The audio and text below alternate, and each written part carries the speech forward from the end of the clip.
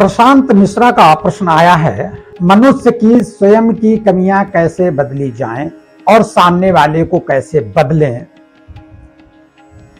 ऐसी स्थिति में सीधी सी बात है, व्यक्ति अपनी कमियों को स्वयं जानता है। जो गलती करता है, अंतरात्मा में एक जज बैठा हुआ है, वो कहता है आप गलत हैं और ये गलत काम कर रहे हैं। तो पहली बात तो स्वयं चेक एंड चेंज करें, अपनी गलतियों को चेक करें और चेंज करें। पहला काम, चेक एंड चेंज जब कर लेंगे, जब स्वयं कर लोगे तो सामने वाला तुम्हें देख कर करेगा। तुम ये सोच रहे हो कि हम ना करें सामने वाला करे, संभव ही नहीं है। पहले स्वयं बदलोगे तब जग बदलेगा। तो स्वयं उस विचारधारा से चलेंगे। अगर आप पूर्ण रूप से सत्य बोलेंगे तो निश्चित तौर पर कोई समय आएगा कि आपके सामने वाला या आपके परिवार वाले कुछ न कुछ सत्य बोलना जरूर शुरू करेंगे। तो पहले खुद सुधरो, फिर सामने वाले को सुधरो। आजकल की स्थिति है कि सामने वाला सुधरे तो हम सुधरे, ही बस गलत है। बस ये विचारधारा में कभी कोई नहीं सुधर पाएगा। तो पहले स्वयं सुधरो। सुधरने के लिए सबसे सुंदर बात है, अपने आप को चेक एंड चेंज करें। कभी कभी आवेश बस, अहंकार बस अपनी कमियों को नहीं व्यक्ति देख पाता, तो ऐसी स्थिति में अपने से किसी श्रेष्ठ के पास जाएं, जो अनुभवी हो, दुनिया का अनुभव लिया हो उसने, उसके पास जाएं और जाने के बाद उससे अपना समस्या, अपनी परेशानी शेयर करें। वो बताएगा आप गलत हैं कि सही है, निष्पक्ष वो बात करेगा। इसके अलावा कोई दूसरा विकल्प नहीं है। अगला प्रश्न है, बड़े बुजुर्गों से बिना कारण पूछे, बिना कारण जाने उसको संस्कार मानकर और उसका पालन करते चले आते हैं। ऐसी स्थिति में क्या करना चाहिए? देखिए, सीधी सी बात है, हमारे बुजुर्गों ने शास्त्रों में लिखा और बुजुर्गों ने कुछ नियम उसूल बनाए। देखिए, वो नियम उसूल और शास्त्रों में लिखा गया, वो उस समय की जरूरत थी, वो सदा की जरूरत नहीं थी। उस समय की जरूरत थी कि कुछ वर्ष, कुछ हजार वर्ष मान लीजिए या कुछ 100 वर्ष मान लीजिए, कुछ वर्षों तक वो जरूरत था, वो शास्त्रों के आधार पर चला गया और सक्सेसफुली उस आधार पर मिली। लेकिन युग परिवर्तन के हिसाब से एक बात सदा नहीं चल सकती और उनको हम संस्कार मानते हैं। पहली बात, बुजुर्गों की कही हुई बात या लिखी हुई बात ये संस्कार नहीं होते, वो उनके अपने विचार होते हैं। उनको जब धारण करोगे तब वो संस्कार का रूप धारण करेंगे। वो संस्कार नहीं जो बुजुर्ग कहे गए संस्कार, ये हमने धारण क्या किया। और ये बात निश्चित है कि बहुत सारी बातें हमारे बुजुर्ग बता गए हैं जिनको हम समझते नहीं हैं। तो बहुत लोग ना समझने के कारण भी पालन नहीं करते हैं, और कुछ लोग पालन करते हैं तो उसका फल नहीं मिलता है, उनको समझ में नहीं आता। लेकिन ऐसी स्थिति में बहुत सारी चीजें तो ऐसी हैं जो हम जानते हैं, जैसे झगड़ा नहीं करना चाहिए। ये तो बुजुर्ग हमारे बता गए ना। किसी को जवाब नहीं देना चाहिए, बड़ों का आदर करना चाहिए, कम बोलो, मीठा बोलो, धीरे बोलो, ये भी बड़े बुजुर्ग कह गए। ये कुछ चीजें तो पालन करना चाहिए, और जब कुछ चीजें पालन करना चाहिए तो उसी में हमारी लाइफ सेफ है। बहुत सारी चीजें जिनको नहीं जानते, उनका कारण नहीं जानते, उसके कारण बताए भी नहीं हमारे बुजुर्गों ने, एक नियम बना के चले गए कि ऐसे करना है, और वो समझ में नहीं आया। आज के युग में वो सक्सेसफुली नहीं है या उसको उस हिसाब से चल नहीं पा रहे, क्योंकि युग परिवर्तन हुआ, स्थितियां परिवर्तन हुए, विचार परिवर्तन हुए। जैसे कि पूरब न जाना, पश्चिम न जाना, दक्षिण न जाना, दिशाशूल वगैरह है। आज की स्थिति में कोई नहीं मान रहा है, तो क्या सारी दुनिया बर्बाद हो रही? नहीं, वो तो कलयुग है, वो तो अपने हिसाब से पतन होगा ही होगा। लेकिन पहले किसी टाइम हुआ होगा कि पूरब जाने से ऐसा नुकसान हुआ, पश्चिम जाने से, तो लोगों ने उसको लिखा पढ़ी में मान लिया गया। आज की स्थिति में ऐसा नहीं है। क्या ट्रेनें बंद हो जाती हैं, कि प्लेन बंद हो जाते हैं, कि बसें बंद हो जाती हैं? सब कुछ चलता है। उतना मानो जितने में व्यक्तिगत जीवन में दिक्कत ना हो।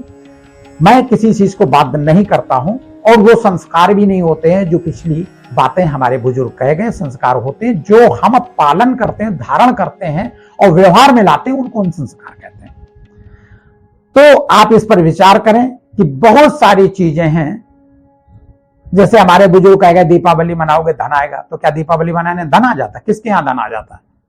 सभी गरीब से अमीर, सब नाले पर वाले, नाले से लेकर राजा महाराजा तक दीपावली मनाता है, तो क्या सबके यहां धन आ जाता? नहीं।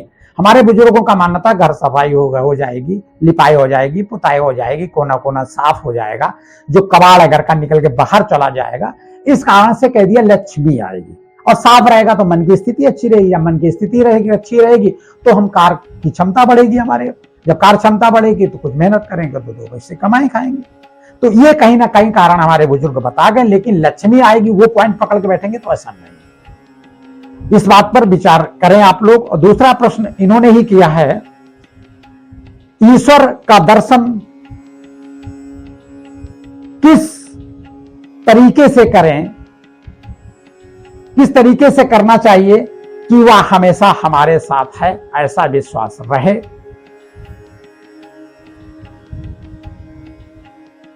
और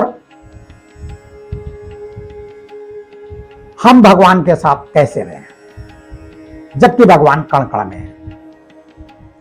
तो पहला प्रश्न है कि भगवान कण कण में नहीं है। इसका ये उत्तर है कि भगवान हर जगह है। भगवान हर जगह नहीं है, कहीं भी कण कण में नहीं है, ये सदा याद रखें। अगर भगवान कण कण में होगा तो छोटा सा उदाहरण देंगे, क्योंकि वीडियो बनेगा तो लंबा हो जाएगा। अगर एक मर्डर करने वाला व्यक्ति मर्डर कर रहा है, जिसका मर्डर हुआ उसमें भी भगवान है और मर्डर करने वाला भी भगवान है, तो अगर कण कण में भगवान है तो भगवान क्या मर्डर करने का काम करते हैं? इस तरह से आप तमाम सारे उदाहरण ढूंढ सकते हैं। क्योंकि वीडियो बड़ा होगा इसलिए हम ज्यादा उदाहरण नहीं देंगे। तो भगवान कण कण में नहीं है, ये सदा याद रखें। और ईश्वर का दर्शन किस तरीके से करना चाहिए। अब भगवान का दर्शन सदा याद रखें, भगवान दर्शन की चीज नहीं है। भगवान दर्शन की चीज नहीं है, मैं दोबारा कह रहा हूं। भगवान अपने दिल दर्पण में दर्शन करें। भगवान कोई देखने की चीज नहीं है। अगर तुम आत्मा को देख लो तो निश्चित है परमात्मा को देख लोगे। और आत्मा को किसने देखा है, पहले इसको प्रमाणित करें तो फिर वो भगवान को देख लेगा, परमात्मा को देख लेगा। इसलिए परमात्मा कोई देखने या दर्शन करने की चीज नहीं, महसूस करने की चीज है। सिर्फ महसूस करिए, भगवान को सदा याद करिए। और भगवान को सदा याद करोगे तो आपके सब काम बनना शुरू हो जाएंगे। आपको धैर्य, हंसी खुशी, आनंद का अनुभव होना शुरू हो जाएगा और कष्ट का अनुभव खत्म होने लगेगा। आपकी निरोगी काया होने लगेगी। जितना योग शक्ति आप में रहेगी, योग शक्ति के साथ भी प्रायश्चित या पाप कर्म आपको भोगने पड़ेंगे, जो बहुत कड़े संस्कार हैं, उनका तो भोगना ही पड़ेगा ना। तो ऐसी स्थिति में भगवान से योग, आत्मा परमात्मा के योग करेंगे। इसमें योग का मतलब स्मृति करेंगे, याद रखेंगे शांति से बैठकर, तो भगवान दिल के दर्पण में दिखेगा। अन्यथा भगवान कोई दर्शन की चीज नहीं है। हमारे बहुत बहुत ऋषि मुनि बहुत बहुत तपस्या करके चले गए, भगवान कोई दर्शन करके नहीं चला गया। हाँ, ये जरूर है कि उसकी श्रद्धा अगर हनुमान जी पर है, राम जी पर है, तो भगवान परमात्मा कहता है कि उसकी अटूट तपस्या के कारण मैं उसका साक्षात्कार कहीं ना कहीं करा देता हूं। लेकिन एक बात सदा याद रखें, अगर आपने हनुमान जी के या राम जी के साक्षात्कार कर भी लिए, पहली बात तो संभव नहीं, इतनी योग स्थिति आपकी मजबूत नहीं हो सकती, क्योंकि महाकलियुग है। और अगर हो भी गए तो उससे क्या फायदा होगा। एक अच्छा डॉक्टर आपके सामने से निकल जाए, आपके रोगी थी, आप रोगी हैं, ठीक हो जाएंगे? कभी नहीं ठीक होंगे। तो ऐसी स्थिति में डॉक्टर के साथ सामने से निकलने से कुछ नहीं होता। डॉक्टर की दवाई अंदर ग्रहण करनी पड़ेगी, भगवान की शक्तियां अंदर ग्रहण करनी पड़ेगी। भगवान आने से आपकी शक्तियां ग्रहण नहीं होंगी जब तक आप नहीं करो। आप तो उसमें फंसे रहोगे, भगवान आया उसको देख रहे हो, वो साक्षात्कार के चक्कर में पड़े, शक्तियां नहीं ले पाओगे। और शक्तियां लेने से मिलती हैं। इसलिए योग शक्ति पर विश्वास करें, भगवान के दर्शन के चक्कर में ना पड़ें, और ना ही उसके दर्शन होते हैं। देवी देवता के रूप में भगवान ने कहा है कि मैं साक्षात्कार करा देता हूं उसकी तपस्या को देखकर, लेकिन उससे कोई भी फायदा नहीं होता। सदा याद रखें, डॉक्टर से फायदा नहीं होगा देखने से, उसकी दवा खाने से। यानी योग शक्ति करोगे, परमात्मा शक्तियां लोगे, तो उसका लाभ आपको प्राप्त होगा। फिर अगला प्रश्न इन्होंने किया है कि विश्वास की उत्पत्ति कहां से हुई। अच्छा प्रश्न है। विश्वास की उत्पत्ति कहां से हुई और किस पर करें। विश्वास की उत्पत्ति कहां। देखिए, विश्वास की उत्पत्ति ऐसे हुई कि जैसे एक माता पिता कह देता ये तुम्हारा भाई है, तो विश्वास हो गया ना कि तुम्हारा भाई है। तो विश्वास की उत्पत्ति तो ऐसे ही, परमात्मा ने जब हम लोगों को भेजा है तो उसने कहा है तुम सब हमारे बच्चे हो, धरा पर विचरण करो, आनंद लो और मुझे याद करो। ये विश्वास परमात्मा के गुण हैं जो हम आत्माओं में भरे हुए हैं। ये विश्वास कोई विज्ञान की उपज नहीं है। परमात्मा ने हमारे अंदर इन चीजों का समावेश किया है कि विश्वास, प्रेम, आनंद, सुख, शांति, निश्चलता, खुशी, ये सब परमात्मा ने अपने विशेष गुण हमारे में भर के दिया। इसलिए विश्वास किस पर करें? विश्वास सिर्फ परमात्मा पर करोगे सुखी रहोगे, विश्वास परमात्मा के अलावा किसी पर करोगे दुखी रहोगे। इस संसार में विश्वास करने वाली कोई भी वस्तु नहीं है, कोई भी व्यक्ति नहीं है, सभी विनाशी है। ये सदा याद रखें, आप भी विनाशी, हम भी विनाशी, आत्मा विनाशी नहीं।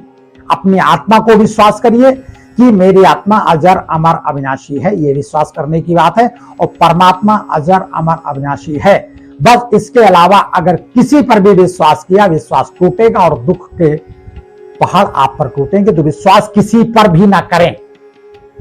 बात समझ रहे हैं? विश्वास का मतलब क्या? परमात्मा है, आत्मा है, बस। बाकी विश्वास का कोई मतलब नहीं और कोई खराब नहीं, इस पर भी विश्वास करें। सभी परमात्मा के बच्चे अपने कर्मों का भोग भोग रहे हैं, कर्मों के अनुसार उनकी अपनी आदतें बनी हुई हैं। प्रश्न आया है, अब अगले वीडियो में शिव बाबा को याद करें, सदा योग स्थिति में रहें। बाबा शिव।